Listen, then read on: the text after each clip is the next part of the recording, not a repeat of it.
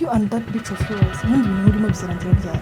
Erega igihe cyose iyo mwarwanye ntago abikunda basi ko turi kumuvugaho. Nawe ajya areka kumwubita rero. Umwana twiganye yari yagize anniversaire. Kunyuma na nyuma y'umuhigo neza kuzihora kuri umugabo. Ndafi kusohoza. What? Ese yampaye impamvu nyinshi zinyemeza ko ari uwanyawe. Ni ukuri ndabizi. How? Urare neza mukunzi. Kandi ndagukunda cyane. I love you too. Baby, I want you. Nawe gusangiye nawe.